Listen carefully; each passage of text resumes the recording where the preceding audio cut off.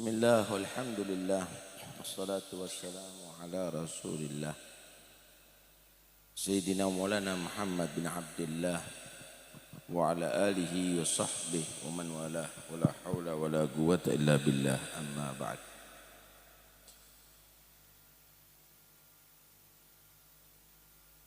Da'a da'il inayati fastajabtum wa badartum lil fadlil jazili wasaltum wastama'tum wattasaltum fakana al-waslu faidatul wusuli. Undangan dari Allah, panggilan dari Allah mengajak Anda untuk berkumpul ada di sini, dan Anda menyambut itu panggilan. Tahukah Anda, sampainya Anda ke sini itu berarti Anda sudah sampai menghubungkan erat dengan Nabi Muhammad SAW. Mudah-mudahan hubungan ini bukan hanya sekedar hubungan asbah, hubungan jasad, tapi hubungan arwah. Wa krimil arwah minna bidiga khairil anami, yang nantinya insyaallah akan menghasilkan kita bisa bertemu dengan beliau sallallahu alaihi wasallam. Hadirin sekalian rahmatullah Allah. Coba ini suaranya kok begini ya? Mic-nya. Diatur mic-nya.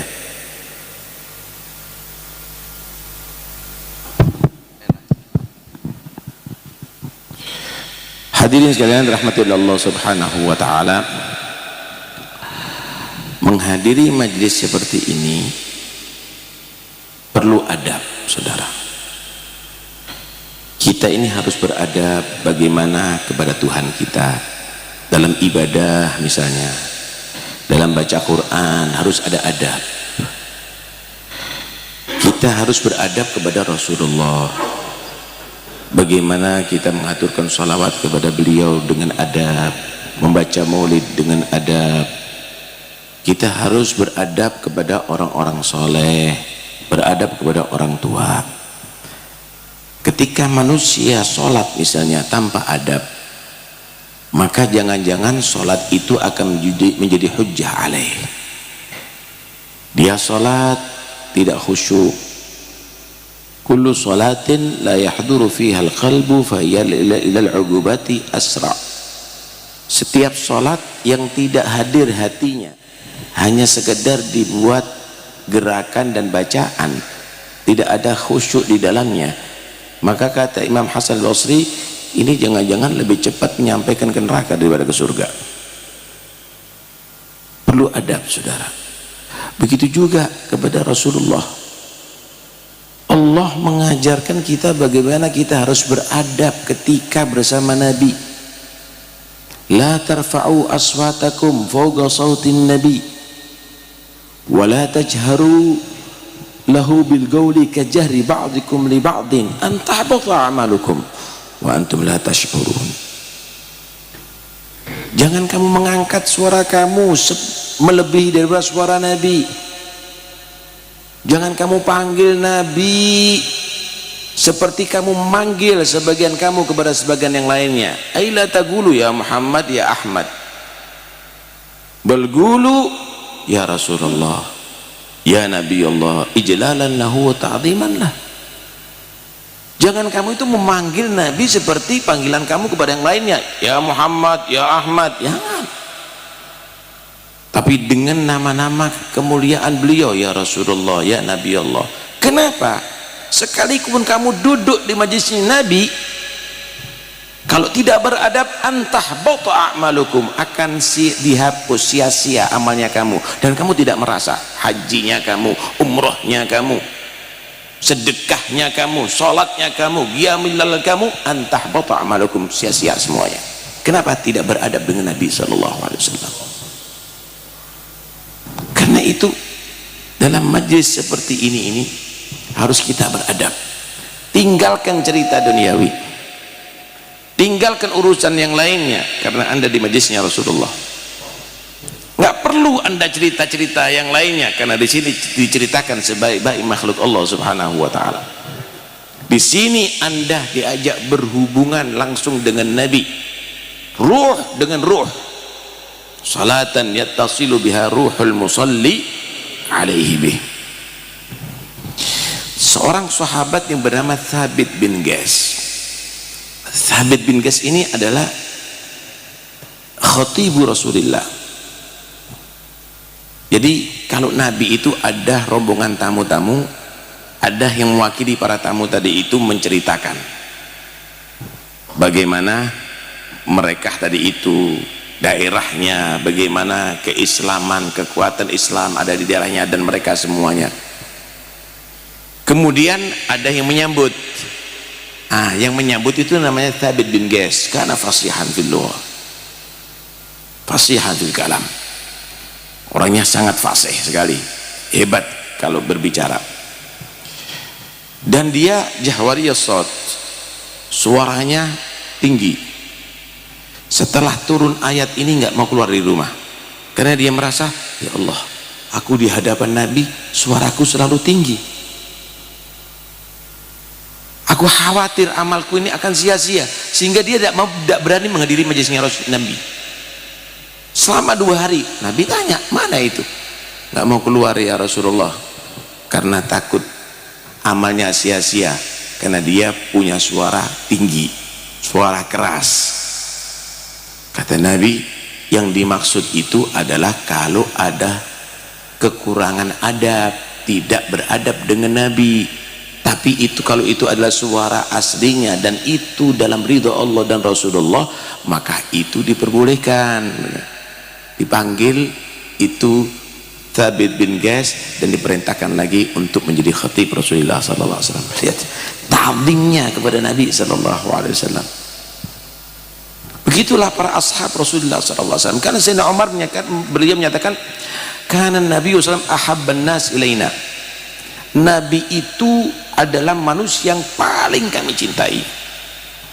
Wa nahnu la namla'u a'yunana minhu ijlalan lahu sallallahu alaihi wasallam.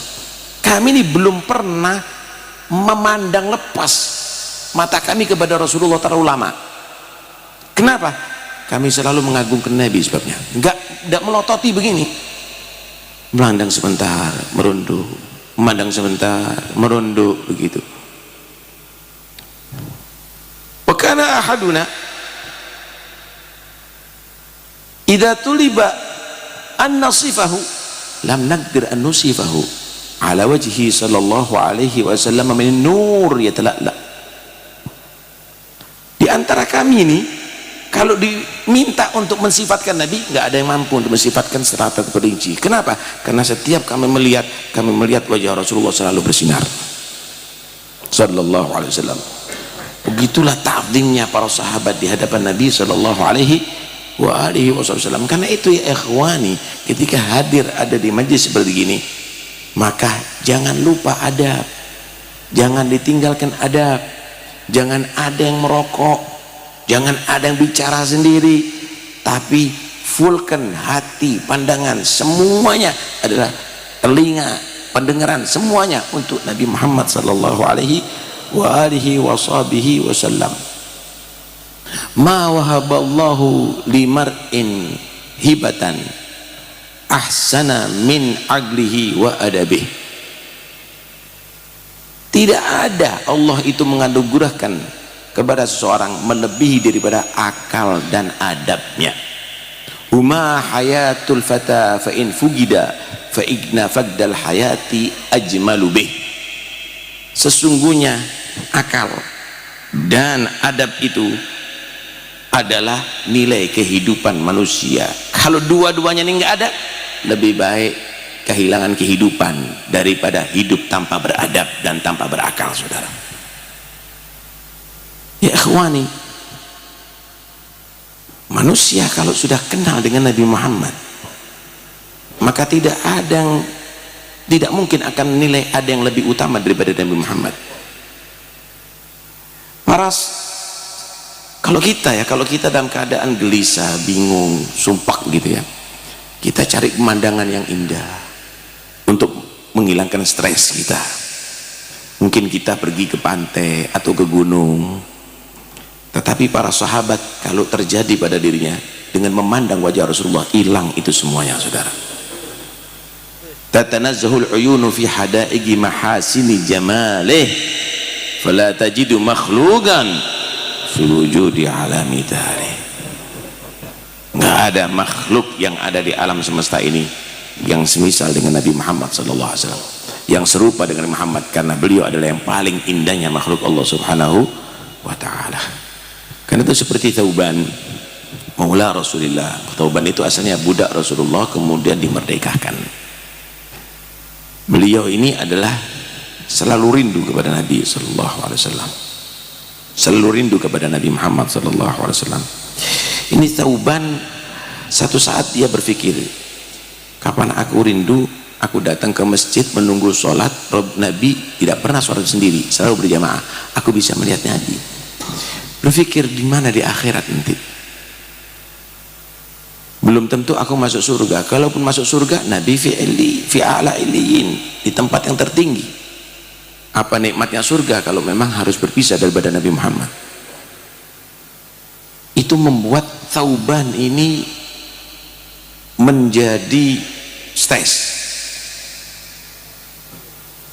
Nabi membuat Thauban ini menjadi bingung. Akhirnya Thauban ini menjadi kurus, Thauban ini menjadi pucat karena berpikir itu semuanya. Satu saat ditegur sama Nabi, mahadal isfirar, apa ini pucat ini wahai Thauban, kenapa anda demikian ini, sakit? Maka Thauban menyatakan, ya Rasulullah, kata dia, kami ini menjadi selalu gelisah setiap saatnya sampai kami ketemu dengan anda. Tapi aku berpikir nanti di hari kiamat kalau aku tidak bisa bertemu dengan anda, gimana nasib kami ya Rasulullah? Apakah harus berpisah ya Rasulullah? Maka Jibril membawa wahyu sebagai jawaban kepada Thauban. Wa may yuti'illaha war rasul fa ulaika ma'al ladina an'amta 'alaihim minan nabiyyin was-siddiqin wasyuhada was-salihin. Siapa orang yang taat kepada Allah dan Rasul, maka nanti di hari kiamat dikumpulkan bersama para nabi, para rasul, para orang mati syahid dan orang yang soleh. Baru lega itu Thauban, baru lega. Kegelisahannya takut berpisah dengan Nabi Muhammad sallallahu alaihi wasallam. Thauban maula Rasulullah, setelah wafat Nabi, satu saat Thauban ini berperang bersama para sahabat ke Syam. Di tengah jalan ada singa, ada singa hutan atau singa padang pasir. Ini bukan singa sirkus yang jadi tontonan, singa yang menakutkan. Dan di situ para sahabat berhenti semuanya. Majulah Thauban, ya Asad, ana Thauban maula Rasulullah sallallahu alaihi wasallam. Wahai singa, aku Thauban, aku adalah maula Rasulullah sallallahu alaihi wasallam. Si singa tadi itu fawatta'a ra'sahu, singa tadi itu langsung yang asalnya menggaung-gaung merendahkan kepalanya, suaranya menjadi lirih, datang pelan kepada Thauban, dicium kakinya, seakan-akan menunggu apa yang diperintahkan. Maka Thauban menyatakan, irji' ila man haitsu ji'ta, kembali lagi ke tempat yang kamu datang darinya. Kembali lagi itu singa. Masya Allah. Wa man takum bi rasulillahi nusratuhu intahlaqal usdu fi ajamiha tajimi. Siapa orang yang memang membela Rasulullah, sekalipun ketemu singa ada di tengah hutan pun yang rimba, maka singa pun akan takluk kepada dia, saudara. Kalau membela Nabi, maka tidak ada satupun yang akan mampu untuk mengalahkan saudara, asal niat Anda dengan sebenar-benarnya. Sallallahu alaihi wasallam Muhammad. Ada cerita seorang dari India, Hindi. Dia menghadiri satu majlis syekh menerangkan tentang burdah, dan sampai ada di bait wa man takum bi rasulillahi nusratuhu intal gol usdu fi ajamiha tajimi. Diterangkan bagaimana kalau orang sudah cinta Nabi, bahwa dia akan selalu dijaga oleh Allah, dibantu oleh Allah, dan seterusnya dan seterusnya. Satu saat si Hindi tadi ini ketemu sama macan beneran, udah menggaung-gaung ini macan. Kaget, dia lupa dengan bednya burdah tadi itu. Akhirnya dia menyatakan burdahi, burdahi, burdahi gitu. Burdahi, burdah itu yang di burdah itu, yang di burdah itu, yang di burdah itu. Tapi alhamdulillah karena cinta kepada Nabi, saudara, karena cinta kepada Rasul sallallahu alaihi wasallam dengan sebenarnya, singa tadi itu pun akhirnya yakhba, dia tadi itu akan menjadi luluh, dan akhirnya dia selamat daripada sergapan singa tadi itu. Alhasil begitulah, kita harus mengagungkan Nabi, dan itu perintah oleh Allah. Inna arsalnaka syahidan wa mubasysyiran wa nadhira wa da'iyan ila Allah biidnihi wa sirajan munira. ايش بعده لتعزروه وتوقروه لتؤمنوا بالله ورسوله وتعزروه وتوقروه. تعزروه أي تبالغوا في تعظيمه. Hendaknya kamu itu betul-betul memaksimalkan dalam mengagungkan Nabi Muhammad SAW. Maksimalkan dalam mengagungkan Nabi, menghormati Nabi Muhammad SAW. Karena itu penting sekali untuk kita betul-betul mengetahui adab. Kita ini diperintahkan, diajarkan untuk qiyam ketika salam kepada Nabi. Itu kan bentuk ta'zim. Satu saat Nabi itu melarang para sahabat untuk berdiri, karena Nabi SAW tidak senang. Bilang Nabi SAW, jangan kamu itu melakukan sesuatu yang dilakukan oleh orang ajam terhadap rajanya. Mereka berdiri ketika datang, sahabat berdiri kita datang, diperintahkan untuk duduk oleh Nabi. Akhirnya dengan berat hati sahabat tadi itu duduk. Ketika Nabi datang, ada seorang yang bernama Hasan bin Thabit, nggak kuat, berdiri dia. Hasan bin Thabit nggak kuat, berdiri sambil menyatakan qiyami lil azizi alayya fardun wa talkur fardi ma hu mustaqimu ajibtu liman lahu adlun wa fahmun yara hadal jamala wa la yagumu. Aku berdiri untuk orang yang mulia, itu adalah satu kehormatan. Berdiri untuk guru, berdiri untuk orang tua.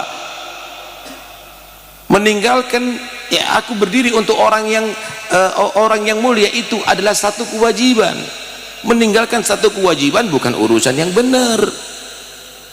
Aku heran kepada orang yang punya akal dan kepemahaman melihat wajah yang indah ini, manusia yang mulia ini tidak berdiri. Nabi senyum. Artinya bukan berdirinya intinya, tapi kalau raja itu memerintahkan berdiri, kalau nggak berdiri, saudara, itu akan diancam, itu akan masuk penjara, mungkin akan disiksa dan dibunuh. Mereka itu berdirinya qahran, karena memang menjadi satu keharusan, satu pemaksaan. Tetapi seperti Hasan bin Thabit tidak, ihtiraman wa tauqiran wa mahabbatan. Berdirinya adalah untuk mengagungkan Nabi, karena cinta, karena rindu kepada Nabi SAW. Terakhir ya ikhwani, satu saat Nabi SAW berkata, wa syauqah ila ahbabi, aku rindu bertemu dengan orang-orang yang aku cintai. Sahabat heran, ya Rasulullah, nahnu ashabu baina yadak, kami teman sahabat-sahabat kamu ada di hadapan kamu ya Rasulullah. Antum ashabi, kamu adalah teman-temanku, tapi mereka ahbabi, mereka orang-orang yang aku cintai. Manhum ya Rasulullah? Siapa ahbabi? Orang-orang yang aku cintai adalah hum gomun ya'tuna ba'di yanta'ishuna bidikri wa yashtaguna ilayya wa yugimuna sunnati wa ana asyaddu syaugan ilaihim. Kata Nabi, mereka adalah orang-orang yang datang setelah aku, yang hidup setelah aku meninggal, tapi mereka merasa jiwanya hidup kalau disebut namaku, kalau diceritakan aku. Mereka orang yang selalu rindu kepada aku, mereka yang selalu menghidupkan sunnah-sunnahku. Tahukah kamu, mereka rindu kepada aku lebih rindu kepada mereka, kata Rasulullah. Mudah-mudahan kita termasuk ahbab, termasuk orang-orang yang dicintai oleh Nabi. Kita menjadi orang-orang yang nantinya bisa bertemu Nabi. Kita rindu kepada Nabi dan Nabi rindu kepada kita. Nabi sayang kepada kita dan akhirnya bersama beliau sampai ke surga Allah. Amin ya rabbal alamin. Wassallallahu ala sayyidina Muhammad wa alihi wasallam. Alhamdulillahirabbil alamin. Ustaz Alwi.